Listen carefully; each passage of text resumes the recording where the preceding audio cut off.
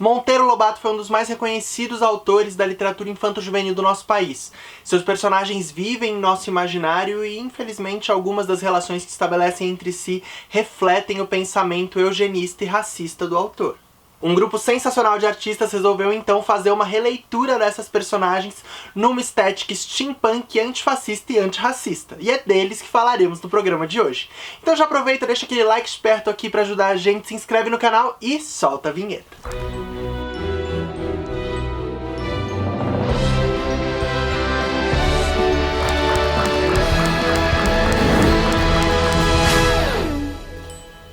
Fala, peixinhos de toda a internet, sejam bem-vindos a mais um HQ. Eu sou o Sérgio e hoje falaremos sobre O Rancho do Corvo Dourado, coletânea de contos organizada pela Cris Camargo e pelo Juliano Souza. Bom, cada vez mais temos vivido esse dilema se é possível separar os autores de suas obras, né? Visto que muitas vezes esses autores de grandes obras que marcaram a nossa vida têm posicionamentos extremamente controversos e que inclusive fomentam a intolerância. Monteiro Lobato era adepto da teoria eugenista, que defendia a superioridade intelectual e física de pessoas brancas. Tal pensamento levou inclusive a políticas públicas no nosso país que visavam embranquecer a população e limpar a raça. Entre as estratégias estava inclusive forçar a miscigenação, né, fazendo uso muitas vezes inclusive de violência sexual, para de alguma forma exterminar a população negra do nosso país e garantir que a branquitude fosse maioria. Muitas pessoas defendem que não, mas eu acho que esse pensamento do Monteiro Lobato se traduz em alguma medida sim na sua obra, principalmente no Sítio do Pica-Pau Amarelo. Personagens negras como a tia Anastácia, por exemplo, são usadas em alguns momentos como alívio cômico ao serem humilhadas por outros personagens, quando, por exemplo, a Emília xinga ela de negra beiçuda. O Saci, que é uma grande figura do nosso folclore, também aparece muito representado como esse estereótipo do negro fujão, que é constantemente caçado pelo herói branco da história, que é o Pedrinho, e é o responsável por todo tipo de coisa ruim que acontece ali no sítio. Eu não sou um grande conhecedor da obra original também, mas esses são alguns elementos que sempre me chamaram a atenção nessas histórias e nas adaptações que chegavam pra mim quando eu era criança. É óbvio que todo o trabalho do Monteiro Lobato abriu muitas portas para a literatura infanto-juvenil e originou e inspirou uma série de coisas muito legais que vieram depois. Mas eu acho também muito importante a gente conseguir olhar criticamente para todas essas histórias, principalmente as que nos marcaram muito e que nós gostamos. Em 2019, toda a obra desse autor entrou em domínio público e um grupo muito ligeiro de artistas resolveu se apropriar dessas personagens que conhecemos tão bem para nos contar uma nova história sob uma ótica steampunk pós-apocalíptica. Logo no prefácio eles elucidam que o objetivo é ser uma sátira, ou seja, tornar os vícios da obra risíveis e assim criticá-los. Então não é uma tentativa de ferir a memória do autor, mas reinterpretar a sua obra para os públicos de hoje e fazer o uso da riqueza e pluralidade dessas personagens para poder levantar novos debates e novas questões tão importantes para os dias de hoje. O prólogo me lembrou bastante o Aranhaverso, né, que eu resenhei recentemente aqui no canal, porque a gente tem esse rabicó observador de mundos que nos conta que em algumas realidades os nazistas conseguiram a tecnologia da bomba atômica e assim venceram a guerra. Eles investiram então em potencial hidrelétrico para poder produzir novas armas e isso acabou gerando uma série de enchentes no mundo que destruiu diversos centros urbanos e acabou chegando aqui no Brasil.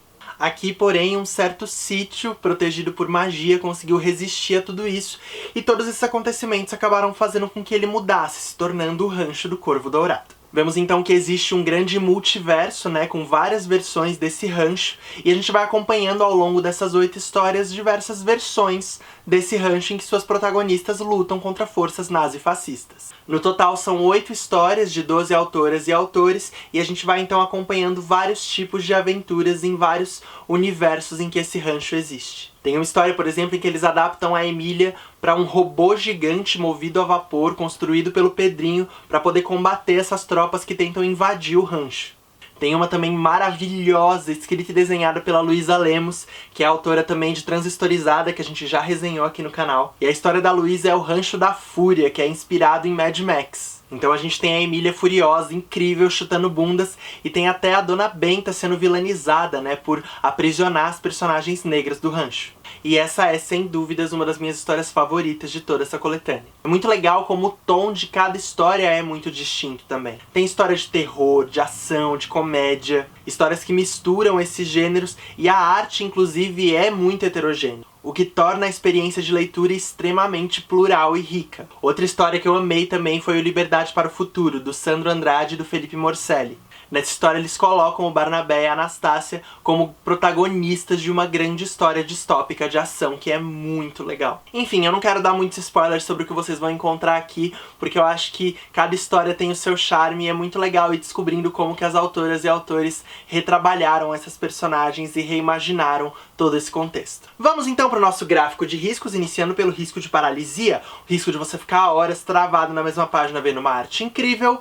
Vai uma nota 9 de 10. A arte é muito diferente de uma história para outra e esse é um dos grandes charmes dessa publicação. É muito legal ver a cara que cada artista dá para essas personagens, os layouts de página, como eles ajudam a contar a história. Então muito provavelmente você vai se paralisar se atentando aos detalhes de cada arte. Próximo risco, o risco de contrato eterno, o risco de você ter que ler uma infinidade de HQs para completar essa história. Vai uma nota 5 de 10. A leitura é muito rápida e fluida e as historinhas elas são bem curtas, mas alucinantes. Eu não acho que tenha nenhuma continuação anunciada até agora, mas eu acho que é um título que com certeza abre espaço para isso, até para convidar novas autoras para poderem escrever e desenhar novas histórias dessas personagens. Eu leria com certeza. Seguimos para o risco de fandom, o risco de surgirem milhares de fanfics, fanarts, adaptações desse universo. Vai um redondíssimo 10 de 10. Primeiro que a obra em si já é uma grande coletânea de fanfics de qualidade AU do universo do Monteiro Lobato. E a riqueza que eles empregam em cada história só abre espaço para que a gente pire mais e ainda reimagine novas histórias com essas personagens, né? Então realmente é um terreno muito fértil para que se escreva muita coisa a partir do que é apresentado aqui. Próximo risco, o risco de esmagamento, o risco da realidade retratada aqui te esmagar feito uma panqueca, vai uma nota 5 de 10. Embora as semelhanças com a realidade e essa onda fascista que a gente tem enfrentado sugiram um esmagamento, eu acho que as autoras trabalham com tanto bom humor e força que essa obra ela vem muito mais como algo que te aquece do que te esmaga. Não é uma HQ pra você se sensibilizar com o peso da realidade, mas sim pra te animar a vestir o seu melhor coturno e ir pra rua chutar umas bundinhas nazifascistas. Não é à toa que ele tem até o selinho oficial de quadrinistas antifascistas na contracapa. Vamos então pro risco de explosão, o risco da sua cabeça explodir em milhares de pedacinhos incandescentes. Vai outro redondíssimo 10 de 10. Um multiverso steampunk lutando contra forças nazifascistas. É óbvio que a sua cabeça vai explodir milhares de vezes por segundo. É uma narrativa mais instigante que a outra e é praticamente impossível parar de ler esse gibi depois que você o abre. E vamos ao risco derradeiro, o risco pombo correio, o risco de você sair por aí indicando essa HQ pra todo mundo ler. Vai mais um redondíssimo 10 de 10. O Rancho do Corvo Dourado nos entrega aventuras divertidíssimas e eletrizantes desenhadas por artistas geniais. Esse gibi nos traz novas histórias com personagens que já nos são familiares, mas agora com um tratamento muito mais plural e inspirador para todos. Vale muito a pena conhecer esse trabalho e fortalecer o rolê dessas artistas independentes incríveis. E se tiver interesse em saber como nos ajudar a continuar contando histórias, não deixe de entrar em catarse.me/marégeek para conhecer o nosso Catarse recorrente. Contribuindo a partir de R$10 por mês, vocês já vão ter acesso à nossa comunidade no Facebook, onde está toda a equipe de todos os nossos programas, nós fazemos lives exclusivas, lançamos conteúdos bônus e adiantados. Mas mesmo que você não possa contribuir financeiramente, só curtindo nosso vídeo, compartilhando, espalhando a palavra da Maré Geek por aí, você já ajuda muito a gente, então muito obrigado. Se você gostou desse vídeo, não esquece de clicar em curtir aqui embaixo, compartilhe com seus amigos e se inscreve aqui no canal da Maré Geek, pra ficar sempre por dentro de todo o conteúdo que a gente lança. Então é isso, pessoal, muito obrigado e até semana que vem.